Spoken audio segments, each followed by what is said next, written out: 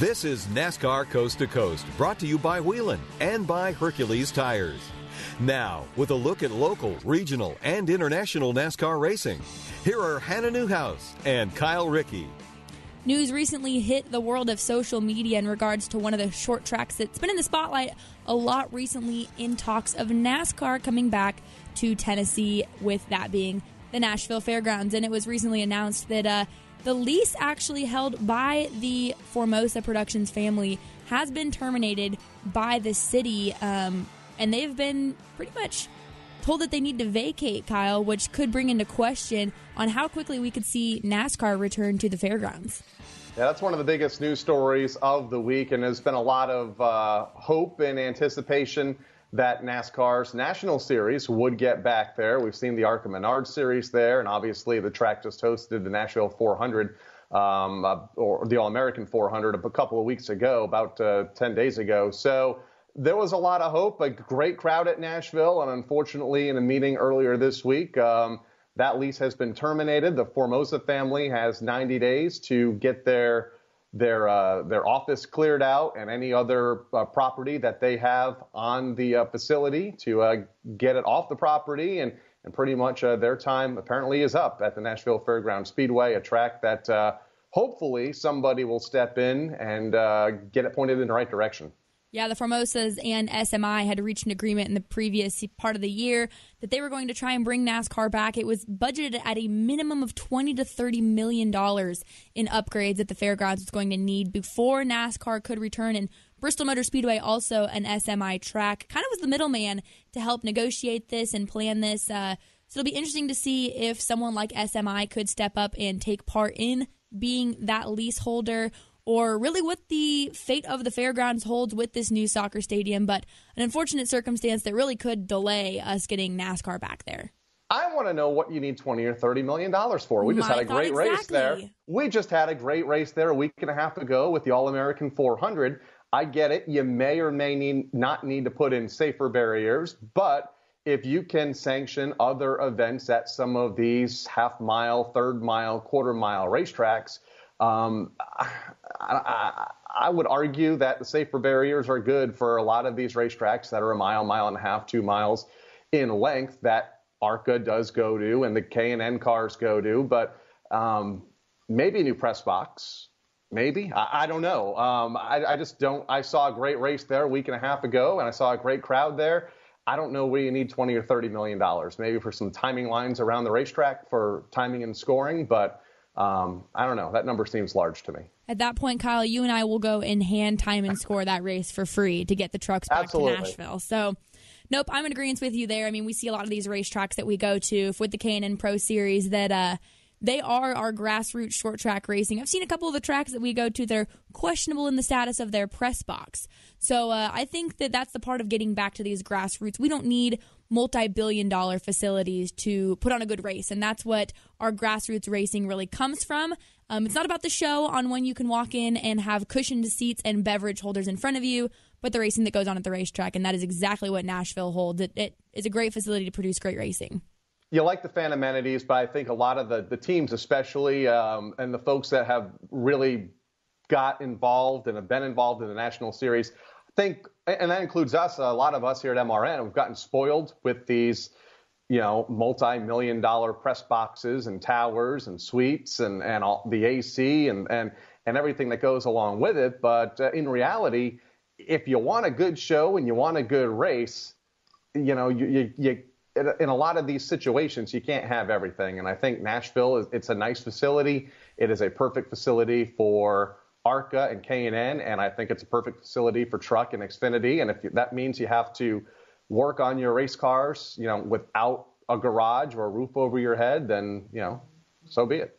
Some of the best races that I've been to and covered have been where my press box is, pretty much my lawn chair and my laptop, and I'm usually hanging out in someone else's open trailer because that's all that's there, and I've seen some great racing there. So we'll be interesting as that story continues to develop. Formosas have yet to put out a statement in regards to that, so we will follow that story again as that goes. But also some news in the modified racing world as well that really could shake up on maybe a car that we do or don't see in the 2020 season. Yeah, it's been a tough tough couple weeks here for the NASCAR Whelan Modified Tour. Some prominent team owners deciding that 2019 was their final season. First, it was Eric Sanderson. We had Timmy Solomito on the show a couple of weeks ago with Flamingo Motorsports. Sanderson has been on the tour since 1995, fielding that number 16 car, won a couple of championships, one with the late Mike Stefanik in 2006, and then a couple of years later, 2013, with Ryan Preece. Been in a competitive situation right up until right through this year with Timmy Solomito, and they're stepping away, and he's going to close the team down, or did close the team down following a race at Thompson. We got word middle of last week that Mike Smariglio, who has been on the NASCAR Whelan Modified Tour since 2006, fielding that number 2 car for Doug Coby for most of his time on the tour. I think Coby joined the team in 2012 or 2013. But they have 5 championships together. 5 of Doug Coby's 6 championships on the NASCAR Whelan Modified Tour have come with Mike. So that's going to, obviously leave a void in the NASCAR Whelan Modified Tour garage. First with Eric Sanderson, and now with Mike Smariglio III, deciding that family, probably a little bit more important right now at this stage of his life than heading to the NASCAR Whelan Modified Tour events, which is ironic because a week and a half before the announcement, they were the team that went to the Iowa Speedway and did the tire test for the race there in Iowa next year. So, and then we get word, a couple days later that he's, all done fielding a team for the NASCAR Whelan Modified Tour. Yeah, it'll be interesting to see as we get ready to go racing, especially with the announcement of the schedule that will be in 2020, and we'll talk that schedule after the break here. But it'll be interesting to see what teams, come back again next year. But with them stepping away, that now leaves, these top-notch equipment, trailers, teams, and people that are looking to race, run, and work on the tour. So maybe that opens the door for a new team owner to step in and field a driver that could be someone that we're talking about 10, 15 years down the road. And the good thing is you're in modified country up here, and there's a lot of young and up-and-coming drivers and team owners that have been, dabbing in the SK Lights at Stafford, or the Sunoco Modifieds, or the SK Modifieds at Thompson or Stafford, or some of the other tracks up here that host those events on a weekly basis that want to go tour racing. And there are other modified tours up here as well that, maybe some of those car owners would want to look at that equipment. And then the other big question is, where's Doug go? Where's Timmy go? And they were in Top Fleet rides, and there's, those Top Fleet rides, 2 of the 3 that have run for the championship the last few years. So, where does that leave them looking at 2020? Time will tell, but it's going to be very interesting when the season opens up here when we get to March. A lot to follow for sure over the off season. As the season continues to wrap up, just a handful of races left for NASCAR's national or international, that being the Mexico Series, which has yet to crown their champion, and we get ready to go to Homestead this weekend for NASCAR's national. But when we return, we'll talk about those schedules and where each of NASCAR's national series will open up over the season. Whelan designs and manufactures reliable and powerful warning lights, white illumination lighting, sirens, controllers, and high-powered warning systems for automotive, aviation, and mass notification industries worldwide. Every part of every Whelan product is proudly designed and manufactured in America and is tested on site to meet the toughest industry certifications. On the road, in the air, and around the world, Whelan is trusted to be seen, trusted to be heard, trusted to perform. Before you know it, the 2019 Monster Energy NASCAR Cup champ will be crowned in Miami. Here comes Logano on the high side. Be there to witness Ford Championship Weekend, November 15th through the 17th at Homestead Miami Speedway. And he will win the war in South Florida. 3 days, 3 races, 3 NASCAR champions. Get your tickets now by calling 866-409-7223. That's 866-409-RACE, or go to HomesteadMiamiSpeedway.com. Back to NASCAR Coast to Coast, brought to you by Whelan and by Hercules Tires. Here are Hannah Newhouse and Kyle Rickey.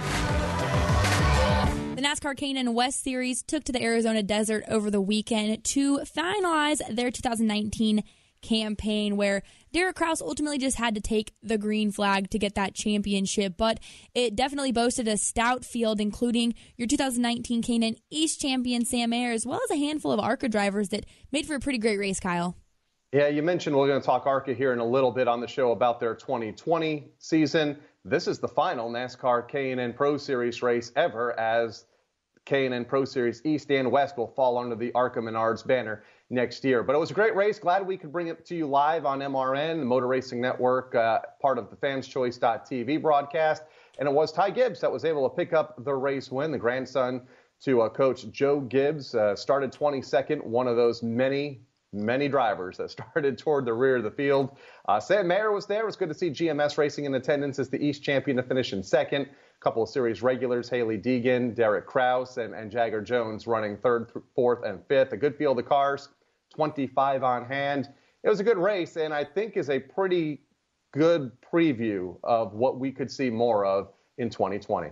Yeah, especially with that being one of the ARCA national events there at Phoenix or ISM Raceway. But again, Kraus pretty much just had to take the green flag there, managed to work his way back up to that top 5 for a finish. But Kraus with that championship over Jagger Jones. It was a 50-point spread, though, between him and Jones. So not much of a race there between them, but it came down to it between him and Haley Deegan, who finished third in points over Trevor Huddleston and Brittany Zamora. So pretty good year for the BMR camp as well as the Sunrise Ford, pretty much capping the top 5 spots there. Yeah, and we'll talk to Derek Kraus about it in just a moment, but 49 points between himself and Jagger Jones, like you mentioned. A dominant year. I talked to both Haley Deegan and Jagger Jones before the race on Saturday morning. Both of their goals were to obviously finish second in points, and Jagger able to get that done by 3 points. The other big race within the race was the battle for fifth. You mentioned Brittany Zamora. She went into the race with a 1-point lead over Todd Souza. At one point during the event, she was 2 laps down, and Souza was on the lead lap after she was had some brake issues that they worked on during the midway break. Lost a couple of laps after the race went back green. Was able to get those laps back through all those late race caution flags and free passes, and ultimately finished 5th in points. So good for BMR to have all 3 cars in the top 5. And overall, a good race and a good year. I can't wait to see what the ARCA 2020 West schedule. It's going to be so weird to say once we get rolling next year, but it should be good for everybody. It definitely will be weird. I still every once in a while catch myself calling them the nationwide cars. So and we're a handful of years. Yes, it's a tough one. Just like I'm going to write 2019 on everything until about June of next year. So we will get there, but looking forward to the 2020 season, especially what Bill McAnally Racing does and has done for the K&N series and how that'll evolve in the ARCA series. But when we return, we'll get your 2019 K&N West champion on the phone and talk to Derek Kraus about his championship season. Here's your chance to win a set of your very own Hercules tires. Go to HerculesTires.com/MRN. Simply register, and each month we'll give away 1 set of tires. Hercules Tires has the value, selection, and industry-leading mileage coverage to get you wherever you need to go, no matter where the road takes you. Register now for your chance to win a set of Hercules tires at HerculesTires.com/MRN. Hercules Tires. Ride on our street. Whelan designs and manufactures reliable and powerful warning lights, white illumination lighting, sirens, controllers, and high-powered warning systems for automotive, aviation, and mass notification industries worldwide. Every part of every Whelan product is proudly designed and manufactured in America and is tested on site to meet the toughest industry certifications. On the road, in the air, and around the world, Whelan is trusted to be seen, trusted to be heard, trusted to perform. Back to NASCAR Coast to Coast, brought to you by Whelan and by Hercules Tires.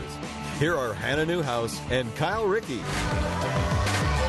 Over the weekend, the 2019 K&N West champion was crowned out in Phoenix, and Derek Kraus captured that title by pretty much just having to start the race, and he joins us now on the guest line. First off, Derek, thanks so much for coming on NASCAR Coast to Coast, and congratulations on your championship. Yeah, thank you. Thanks for having me on. Has it set in quite yet that you are now part of the NASCAR champion record books? Yeah, it's set in a little bit, and it feels really good. We had a really good year this year, and everyone at BMR worked really hard, and they deserve it for sure. Let's talk about the race on Saturday, the Arizona Lottery 100 from the ISM Raceway in Phoenix. You, by simply taking the green flag, had the championship locked up, as Hannah mentioned a moment ago, but it wasn't easy for you. First off, what happened in post-qualifying tech? And 2, were you a little bit nervous having to start deeper in the field than you originally had qualified? We had a little bit too much fuel in the car after qualifying, so we had to fix that, and we had to start in the back, which I was a little bit worried, but I knew at ISM there's a lot of room to race. It's a really fun racetrack, especially with how the front stretch opens up like it does after you cross the finish line. So there's a lot of racing grooves to race in, and it's a really fun racetrack. So I knew I just had to kind of stay patient, and we had to be there at the end and get to a good spot before the break. And once the break happened, then we could really race from there. And you and quite a few other drivers were in a similar situation, having to start at the back there. But like Kyle had mentioned, you pretty much just had to take the green flag during that race on Saturday evening to lock up that championship there. How do you approach a race like that when you're no longer battling for the championship title? You've got that under wraps. I mean, the one, we just had to start it, like you said, so we just had to make sure everything was good, and once the car started and crossed our finish line, I felt like it was game on from there. We could really race as hard as I wanted to, and really didn't have to be cautious or anything. So we were just racing as hard as I could, and then I was able to get to fourth at the end. It was a really fun race, actually. ISM's a really fun racetrack to be raced at in the K&N car and in the truck. The first half of the race, fairly tame. The second half of the race, not as much. We had a lot of contact, a lot more yellow. Is that something that you can sense from behind the wheel as you race your way up through the field, that the aggression level is starting to pick up the closer you guys get to the checkered flag? Oh, yeah, you can definitely sense that. You can definitely know what's going to happen, especially because there's a break with 50 to go. There's usually a caution within the first 15 laps or first 10 laps right away, and once it gets down to the end with 10-5 or 10-5, even 20 to go, I mean, everyone elbows up from there, and it's a full contact race. And it turned out to be a slight chaos there, like you said at the end. 2 green-white checkered attempts, multiple cautions in those last 10 laps. But what a way to end it all. Lots of aggression there. But you collected this championship in your third season for Bill McAnally Racing, 5 wins over the season, and you came close in previous years. Ultimately, looking back at your 2019 season, at what point did you guys know that, hey, we're going to be the ones to beat when it comes to this championship run? I just felt like this year everything clicked for us. Like previous years we've had bad luck, or like the first year I was just really learning all of it, and I was actually fortunate to be racing with Todd and Chris Eggleston. So they were my teachers pretty much that whole first year. And the second year we had a good year, but I just felt like if we didn't win or finish second, we had a DNF or something happened. So this year I felt like we had a good race every single race. If we had bad luck, like at Sonoma, we had a fuel pump go bad, and we went 3 laps down and got all 3 laps back, and somehow finished still in the top 20. And I just felt like this year we dotted all of our I's and crossed all our T's like we needed to do it and end up winning the championship. Third in points 2 years ago in 2017, fourth in points last year in 2018. And you mentioned Chris Eggleston. It was good to see him back at the track this weekend. Just spectating this time, though, in Phoenix. You mentioned the trucks. 4 Gander Outdoor Truck Series starts this year, including on Friday night in the Lucas Oil 150. What did you learn as a young driver? Obviously, the K&N races somewhat shorter than the Gander Outdoors Truck Series races, live pit stops in the trucks versus the K&N Series. What was the big takeaway from those 4 starts in NASCAR's National Spotlight? It's just way different. I mean, the truck, it's way more air dependent. There's a lot more downforce in the truck, so racing people is way different than what it is in the K&N car. You get within 5 car lengths of someone in front of you, and your truck starts to get really tight. So it's just way different. You got to learn. You got to move around, which I really like in the truck series at Dover, especially.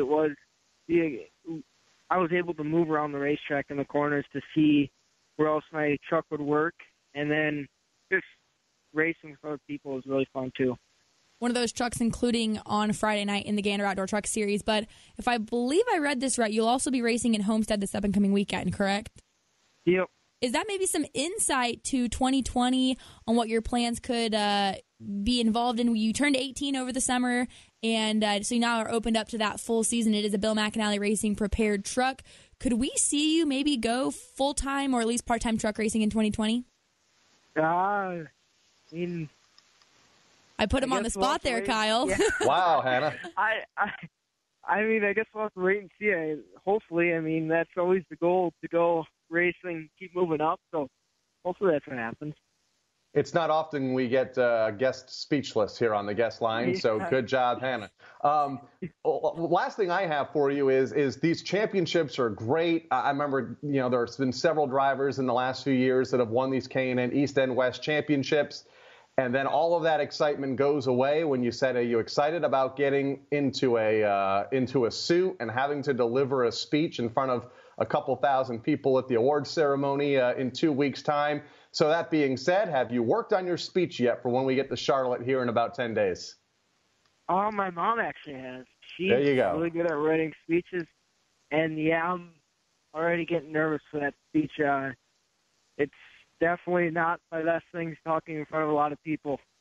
So it's going to be interesting. It'll be fun, I'm guessing. And I guess I'm looking forward to it a little bit. The teleprompter is going to be my go-to. I'll stare at that the whole time, or I don't know. It's going to be fun. And I'll follow that up with, if you haven't seen my Twitter yet this week, you should go check it out. Have you worked on your dance moves too, Derek? Oh, boy. Do I have to dance?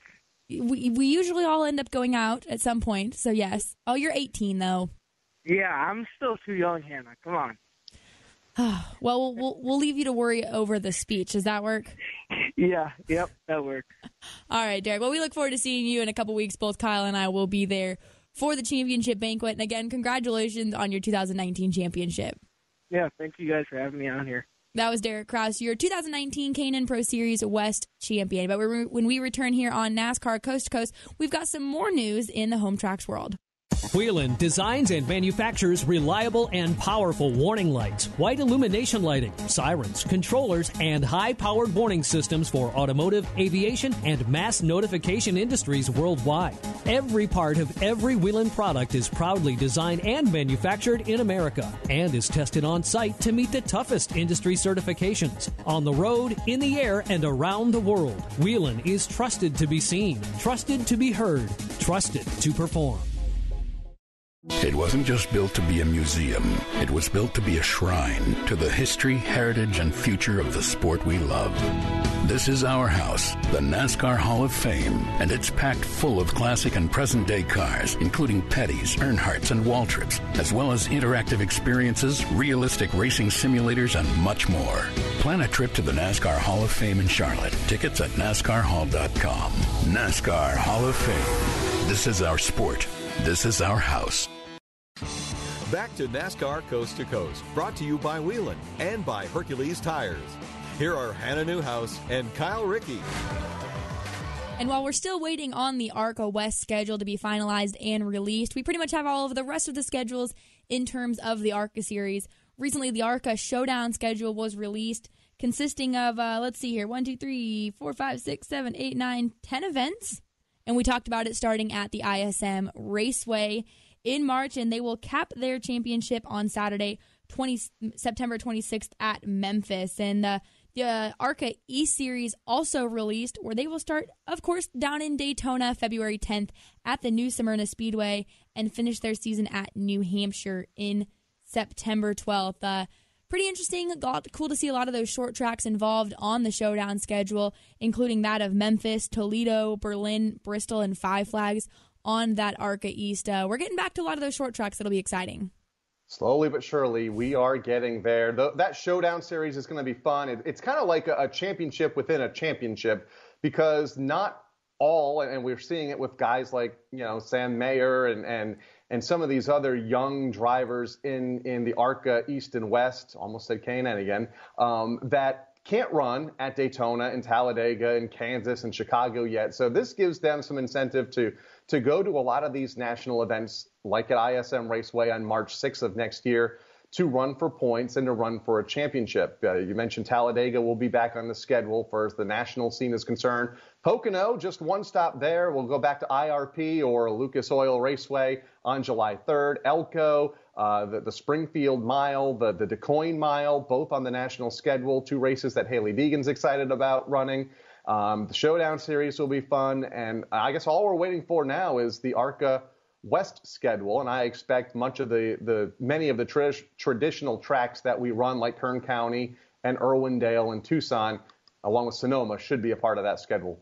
A lot of big names within the ARCA series were at ISM Raceway over the past weekend, and got a chance to talk to a couple of them, and they said we're so close to finalizing that ARCA West schedule, looking similar to the ARCA East in dates, 7-8 races there. I believe it's actually 9, including the doubleheader expected once again at Tucson. So that race schedule, a race or two away from being announced. But one of the things I'm really excited for is if you look at that ARCA 2020 Showdown schedule, they're expected at Mid-Ohio, doubled up with the Xfinity Series. And that will be fun. We talk about how we like to diversify our developmental series, and what a great place to go and do it at with Mid-Ohio. It's always a great race the Xfinity Series puts on, and one of my favorite trips of the season.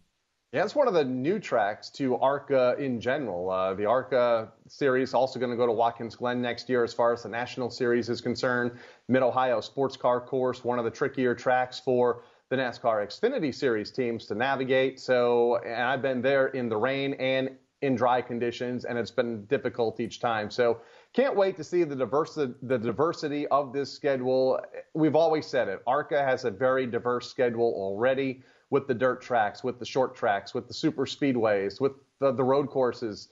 And we're going to see that expand even more, but through 3 different series and 4 championships in 2020. And speaking of diversifying, the NASCAR Whelan Modified Tour schedule was also finalized and released as of recently. They've been giving us a little bit of a taste of what it's going to be all throughout the season. First announcing the Modifieds going to Iowa, then they return to South Boston, as well as adding Jennerstown back on the schedule. So 17 events there, starting with their return to South Boston Speedway on March 21st. Multiple trips, of course, to your Stafford Motor Speedway as well. Jennerstown, that date that we talked about being added on May 23rd. And as always, crowning their champion at World Series weekend, October 11th at Thompson on a Sunday. So 17 events, a pretty busy season for those tour drivers. Yeah, it's a busy season, and there's going to be more travel involved this year. I know teams are already beginning to budget the trip out to the Iowa Speedway. Going to be a great event. Don't forget, Martinsville Speedway back on the schedule for the first time in a number of years, racing under the lights on a Cup weekend. They'll go to the New Hampshire Motor Speedway twice. Thompson will cut back down to 3 events. Stafford will remain at 3 events. Jennerstown's in there. Going to be a great 2019 or 2020 schedule. That's also going to take some time to get used to. And it's going to be interesting to see, who takes the place of Mike Smariglio as far as that team that everybody is gunning for, because obviously, like we talked earlier in the show, he's not fielding a team in 2020. Where will Doug Coby end up? Where will Timmy Salamito end up? Lots of question marks with a lot of new races for next season. And before we go racing in 2020, though, we have to honor and celebrate our 2019 champions first with that NASCAR Home Tracks Awards banquets. We have all of our international champions, as well as our state champions, short track champions, and NASCAR's regional touring. Next weekend, Kyle, we get to celebrate those champions, and I heard you have a pretty cool co-host for NASCAR's Red Carpet. Yeah, can't wait. Who's that? Oh, yeah, Oh, you. It's me. It's me. Don't worry about it. It's going to be so much fun. Hey, don't worry. I've done it before. It's been a few years. I was doing it back when you were still in high school. So, it's going to be a good time. I got a brand new suit. You like that? I got a brand new suit that I'm going to break out next week. So it's going to be a good time. No, I'm looking forward to it. I'm looking forward to celebrating with all of our champions internationally and here stateside as well. But that pretty much wraps it up for our NASCAR Coast to Coast 2019 season. Kyle, it's been fun. I know we have a champion crowned in Mexico in just a few weeks away, but look forward to celebrating with everyone next season. That's Kyle, Rickey. I'm Hannah Newhouse. We will see you in 2020. Thanks, guys. Has been brought to you by Whelan and by Hercules Tires. NASCAR Coast to Coast can be found on MRN.com, Facebook, YouTube, or your favorite podcast provider. NASCAR Coast to Coast is a production of the Motor Racing Network. All rights reserved.